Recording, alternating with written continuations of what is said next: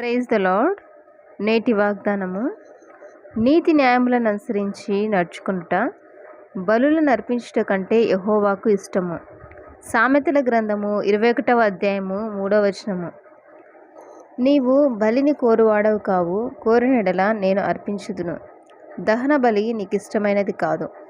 విరిగి నలిగిన మనస్సే దేవునికి ఇష్టమైన బలులు.